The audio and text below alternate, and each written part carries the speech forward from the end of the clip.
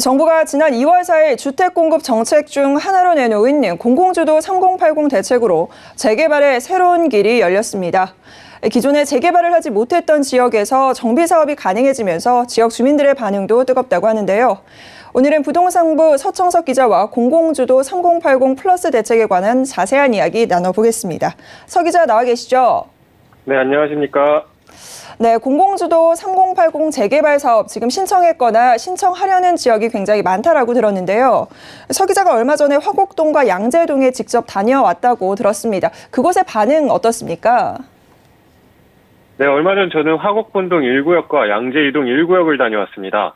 두 지역 모두 사업에 대한 지역민들의 반응이 뜨거웠는데요. 먼저 화곡본동 1구역은 지난 8월 강서구청을 통해 국토부에 선도사업 후보지 선정을 제안했고 국토부는 이를 현재 검토 중에 있습니다. 화곡본동 1구역 재개발 추진위원회는 접수 이후에도 지역의 높은 감신도로 재개발 선정을 원하는 마음을 보여주기 위해 지속적으로 재개발 동의서를 받고 있는데요. 오늘 기준으로 사업 사전 동의율이 54%를 돌파했습니다.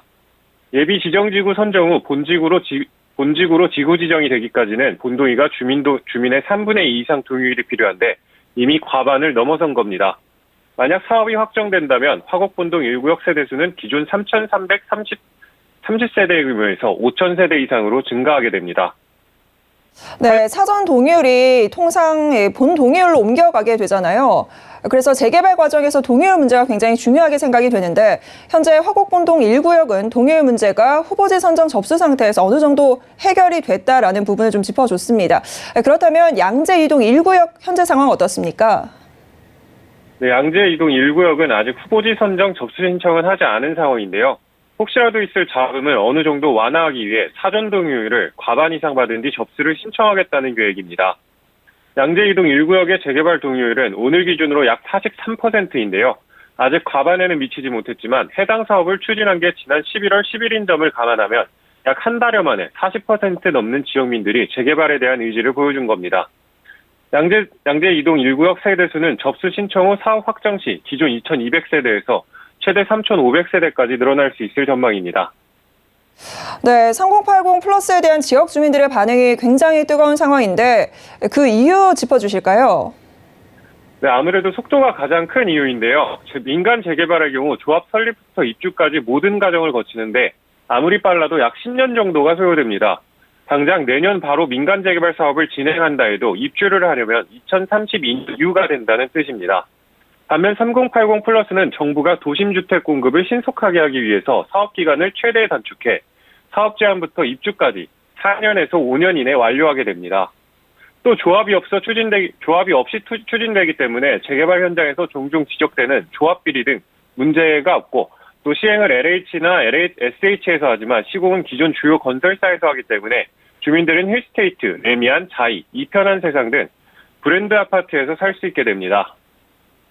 네, 아무래도 민간 재개발과 달리 빠른 속도로 일단 입주가 가능하고 또 공공이 시행하는 브랜드 아파트에 살 수가 있다. 이 두 가지 굉장한 매력 포인트일 텐데요. 그런데 앞서 말한 두 지역, 여태까지는 재개발을 못하고 있던 상황이었습니다. 3080 플러스에서 가능하게 된 건데 문턱이 조금 낮아진 건가요? 네, 그렇습니다. 3080 플러스의 핵심은 정부가 주택 공급을 신속하게 하겠다는 데 의미가 있는데요. 때문에 기존 재개발 요건 역시 일부 낮춰 많은 지역에서 재개발이 가능하도록 새로운 문을 열어줬습니다. 앞서 말한 두 지역도 기존 재개발 요건에는 미치지 못했지만 낮아진 문턱 덕에 재개발을 추진할 수 있게 된 경우입니다.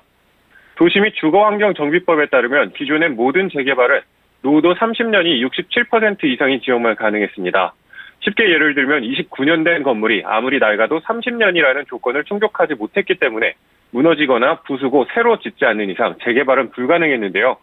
노후 연도는 지역 모든 건물의 평균을 기준으로 잡기 때문에 30년 67% 이상이라는 조건을 맞추기는 힘든 실정이었습니다. 3080에서는 이 기간을 10년 줄인 노후도 20년 67%로 정해 진입장벽을 크게 낮춰준 겁니다. 네, 조금 더 자세한 이야기 나눠봤으면 좋을 텐데 저희가 시간 관계상 마지막 질문 하나 하고 마무리 짓겠습니다. 서 기자, 지금까지는 장점만 쭉 짚어주셨는데 단점은 없는 건가요? 네, 어느 사업이나 단점은 있기 마련인데요. 3080 플러스 사업은 단점이라고 말할 게 크게 없습니다. 정부가 주택 공급을 위해 운영하고 있는 대책이기 때문에 오히려 다양한 인센티브가 존재합니다. 먼저 용적률 차이입니다. 3080 대책은 사업지 선정 시 용적률을 기존 용적률에서 1단계 상향 또는 120%를 상향합니다.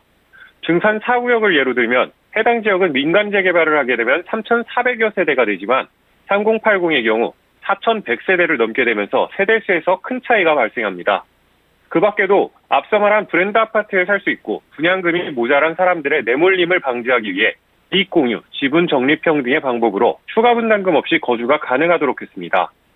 또 기존 자기 자산을 내어놓고 관리 처분까지 가는 긴 시간을 보내는 대신 선물 선납 방식으로 정비계획 단계에서 관리 처분에 들어간 상태로 빠른 사업을 추진한다는 장점도 있습니다. 이런 장점을 바탕으로 현재 50에서 60여 개 지역에서 후보지 선정 접수를 했고 국토부가 현재 예정지구 선정을 검토하고 있습니다. 현재까지는 9곳이 예정지구에 선정됐고 이르면 올해 안으로 후보지 중 추가 예정지구 선정지를 발표할 것으로 알려졌습니다.